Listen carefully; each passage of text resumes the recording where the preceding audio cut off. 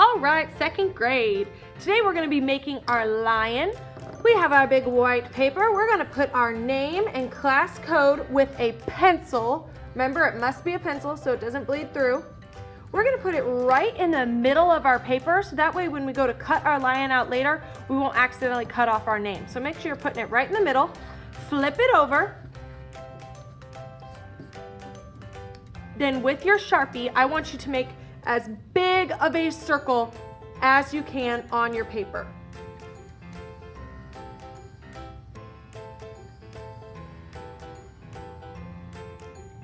You can see I really could not have made that circle almost any bigger. It's right almost touching all four of my sides, just as possibly big as you can. Then, in the middle of my circle, I'm going to draw the nose for my lion. I want it to be a pretty big nose, so I'm going to kind of look at the size of my fist and try to make my nose about that size, right in the middle of my paper. Okay, there's my nose. Then, from the outside of this point of this triangle to the bottom of this triangle, I'm going to make my cheeks for my lion. If it helps you to kind of draw that line with your finger even a couple times, just so you kind of know the shape that you want to make before you make it, that might help. So if you start, just kind of start off with what you're used to kind of making a mouth for a kitty cat, where you go out like this, but then just keep going the rest of the way up. I'm gonna go out and the rest of the way up, just like that. Then I'm gonna make my little mouth for my lion, and I'm just gonna make a curved line that connects both of those. Now I need to make kind of the bridge of my nose for my lion. It's gonna come from as wide as my nose is up to almost the top of my circle, and it's gonna get a little bit skinnier as it goes up. So I'm gonna start my line at the point of this triangle, right at the edge, go up almost all the way to the top, but not all the way, and you can see it's kind of at a diagonal. It's not straight up, it's kind of at a diagonal, like his nose is getting a little skinnier as it goes up. Just like that. Then we can start our eyes, and remember, lions and cats in general, they have huge eyes. So try to make these as big as you can. I'm gonna make one curved line, and then I'm gonna do the same thing on the other side, another curved line, and then you're just gonna repeat that, but underneath, because right now he looks like his eyes are closed. We wanna make them so they look like they're open, and you just wanna put the same shaped curved line underneath. We'll do the same thing over here. And now it kind of looks like a football or a lemon to kind of help you out. Then inside of your lion's eyes, we need to make a circle. So if you can imagine, we want this circle to be almost as big as the eye. So kind of draw a circle that's almost as big.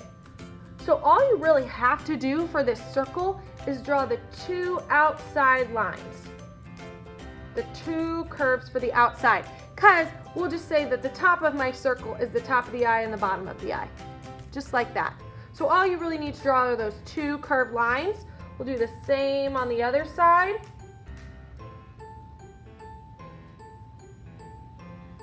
Okay, and then the pupil for a cat is not a dot like a person. It's not circular like a person's eye is. It's kind of long and skinny. So I'm gonna make two just slightly curved lines. They're not too curved. They're not as curved as these lines. They're just a little bit curved. And we'll do that on each side. And that's for their pupil. And then you can go ahead and color that in with your Sharpie. Just the pupil. That's the only thing we're going to color in with our Sharpie. All right, guys. Now we can start with our oil pastels and coloring in. I know you think you should cut it out now, but we're going to wait and cut it out after we have done our oil pastels. We're going to add our whiskers also after we've done our oil pastels, because we're going to do our whiskers with glue and glitter, okay? So we'll open up our oil pastels. You can see they should be organized by color. We want them to stay organized by color, my friends. So what you're gonna do is you're just going to kind of decide how you want to color in your lions. We really want these to be super bright, super happy, like rainbow tigers. I think I want my eyes to be this light blue color. Try really hard not to color over your black Sharpie lines, because we don't want, this is oil pastels and it can completely cover up your Sharpie lines. So make sure that you are not covering them up. And I'm just gonna color one solid color in my eyes.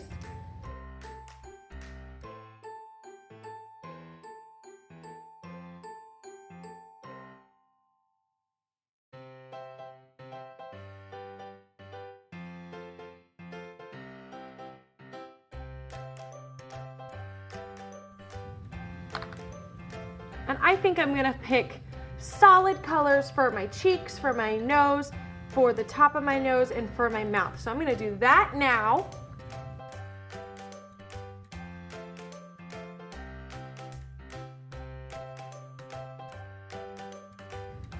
Okay guys, I wanna kind of show you the difference of coloring in with oil pastels. So in this cheek, I made sure to color in the space all the way, and I made sure to press down with pretty good pressure. Let me show you if I don't fill in the space all the way, and if I don't press down with good pressure, what it looks like.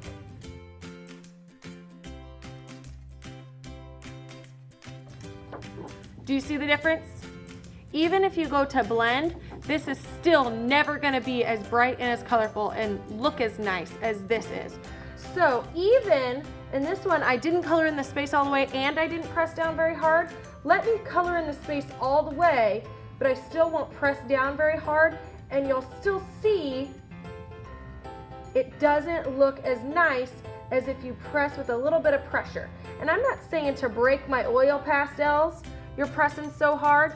If you press down hard enough, it'll give you this kind of smoother, brighter color, okay? So now I'm gonna go back and make sure I'm giving it some good pressure.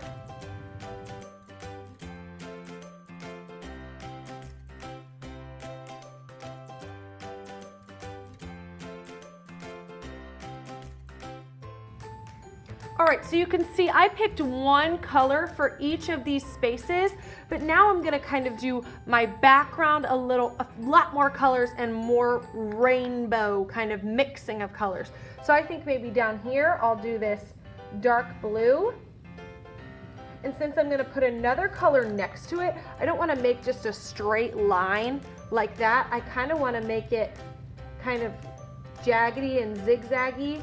So that way, when I put another color next to it, it'll be easier to blend those colors together. It's kind of harder to blend if your lines are kind of straight. If they're kind of jaggy and you put them together, here, I'll try to show you. Maybe I'll put this lime green over here. If I kind of start to overlap them a little bit now, like that, I'm already overlapping the green a little bit into my blue, and I'm kind of making a jagged line, so it's making it that much easier when I go to blend. And I'm still making sure to press down with some good pressure as I'm filling in these spaces all the way. I don't really want to leave any white space.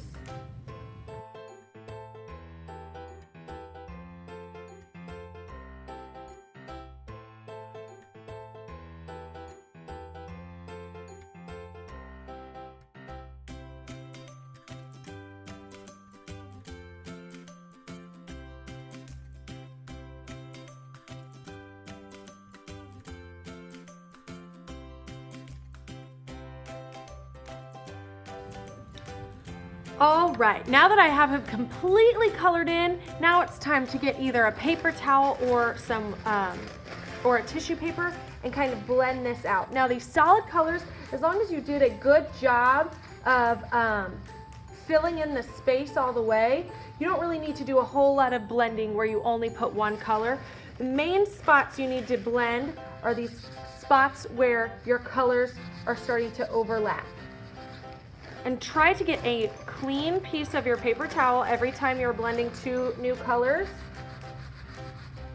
So that way you're not getting blue and red over up here in your yellow and orange, because that will kind of look muddy and not very pretty.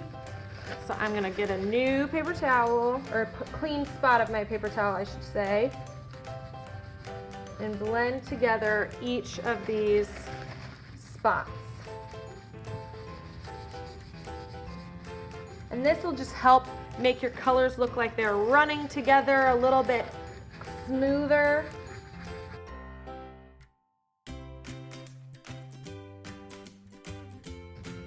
All right, guys, once you have him completely blended out, then you can cut him out.